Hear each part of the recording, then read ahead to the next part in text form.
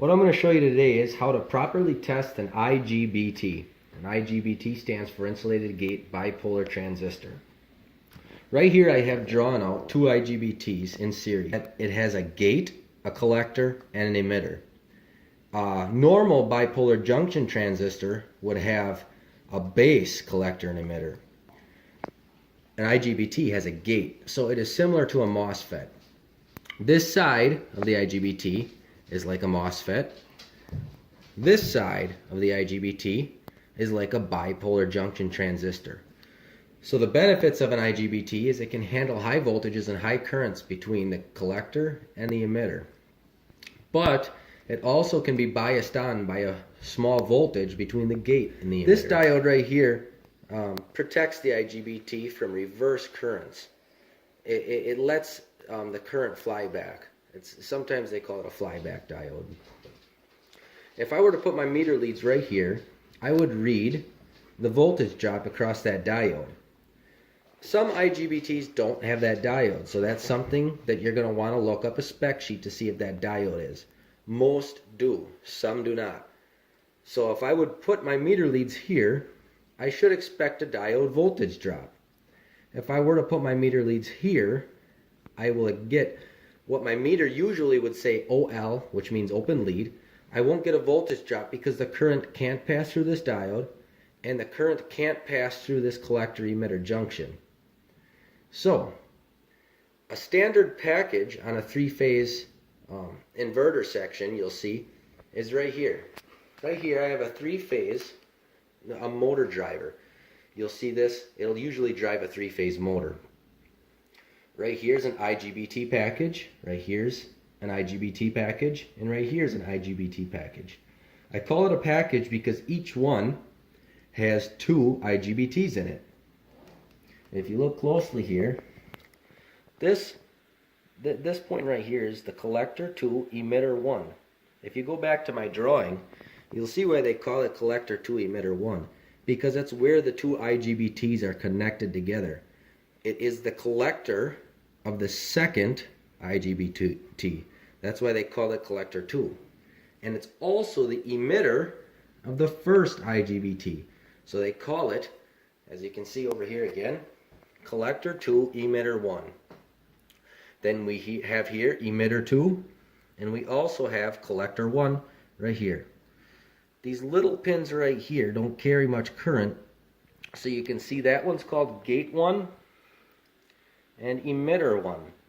Over here we can see gate 2 and emitter 2. So what happens, the reason them are small leads is because they are from the control board. The control board will send a voltage between gate 2 and emitter 2, and it'll turn on the current, or it'll allow current to flow from collector 2 to emitter 2. I can show you here an example of the perfect test for an IGBT. I'll turn my meter over here on the diode section.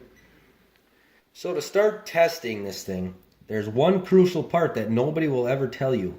Between this gate and this emitter, you want to take a lead or a piece of metal and you want to jumper them two together, because you don't want a charge built up on a gate. Something about an IGBT, it works just like a MOSFET.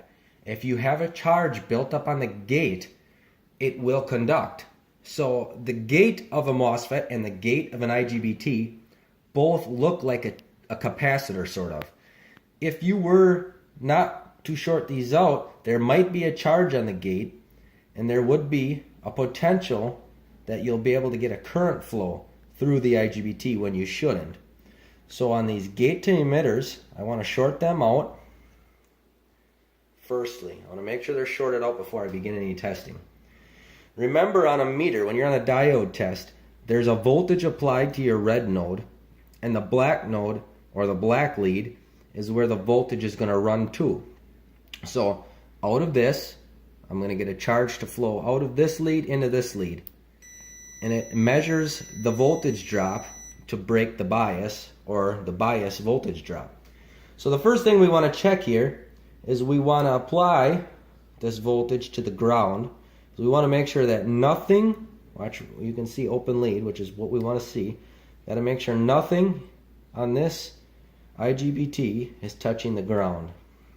Secondly, I'm going to short these out again just to make sure that no charge built up on the gate. MOSFETs are very touchy if there's a charge on the gate. Secondly, I want to take from my gate to my emitter. I'll check gate to emitter, open lead. Most people there would think gate, emitter, well, that should be dropping like 3, 4, 5 volts, maybe 6 volts, whatever the gate to emitter turn on voltage is. But the thing is, you have to remember these fluke meters, my particular meter and most meters only test diodes up to 3.1 volts. Some will go up to 5, some will go up to 9, but most are in that 3 volt range. And if the gate to emitter turn on voltage is higher than 3 volts, it'll show open lead. So after checking that, I want to ground that, I want to short that back out. Same thing over here. Gate to emitter, open lead. Good. Exactly what I want to see. Short that back out after checking it. Alright, so now it comes to checking the high current parts. We want to check from collector 1 to emitter 1. There should be no current flow there. Exactly what it says on the meter. Open lead. Now we want to check from collector 2 to emitter 2. Open lead. Perfect. Now we want to check from collector 1 to emitter 2. We're going through both IGBTs at this point. Open lead. Exactly what you want to see. Now if I were to reverse my leads and I were to go from emitter 1 to collector 1, I'm going to see the voltage drop across the diode. That's this diode right here on my drawing. So I went just like this. I'm pretty much metering there. So you're going to see a voltage drop. If that's short circuited, that's not right. You should see the voltage drop across that diode. If I were to check this one right here, emitter 2 to collector 2. Emitter 2 to collector 2. Voltage drop of about 0.4. That's right where it needs to be. The voltage drop normally on these things is between 0.3 and 0.7. If I were to go and check the other one, which I'm not sure if I did yet, emitter 1 to collector 1.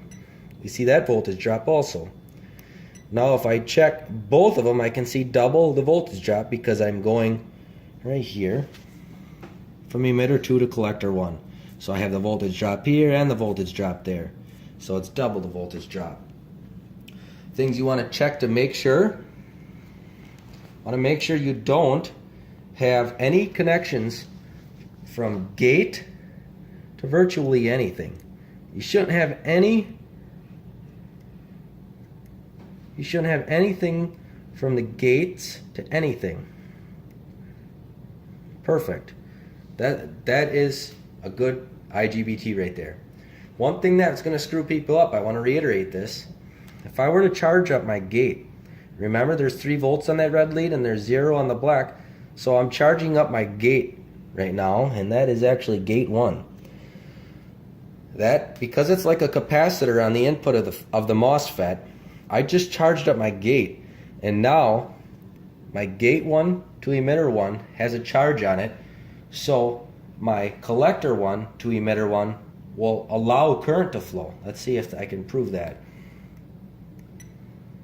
See that right there? Collector 1 to emitter 1's allowing a 0.45 voltage drop. If you've seen that, normally you would think that's a bad IGBT, but it's not. I charged up my gate. If I were to short out my gate, I can show you exactly that. Now it shows open.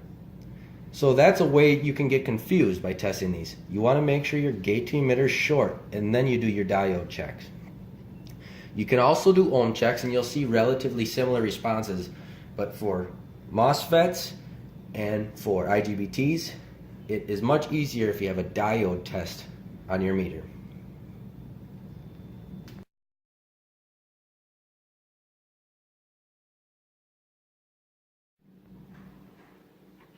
Alright, now I'm going to show you what a bad IGBT looks like. Let's do our normal test, as if I didn't know this was bad. I'm going to put my lead on the ground. I'm going to check all my points. Looking for anything to be shorted to ground. Nothing shorted to ground.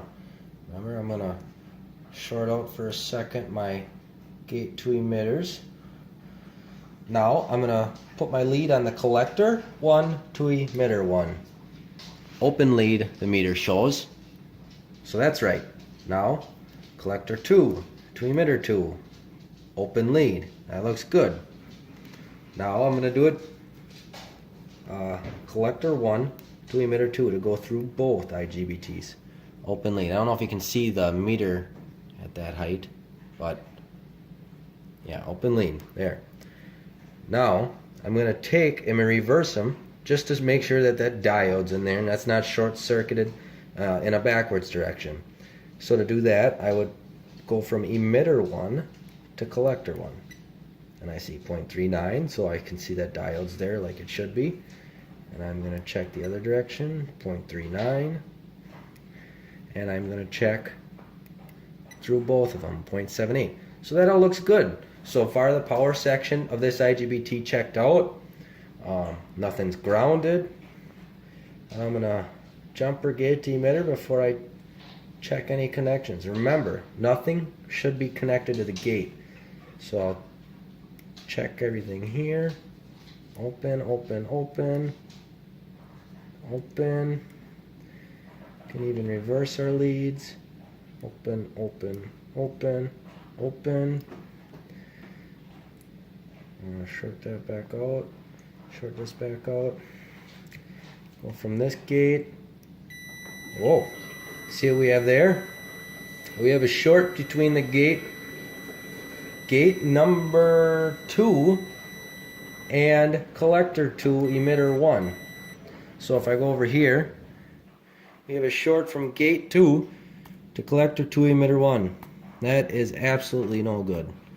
You cannot have any connection between your gate and any other of these power conductors. Like I said, the input of a MOSFET or an IGBT looks like a capacitor. It'll charge up, small capacitor, charges up quick, and there should be no connection. It should read open lead from the gate to everything. And this one shows almost 0.013 volts to overcome that bias. A good IGBT will not have that. See that? Open lead, short. So that is how you properly test an IGBT.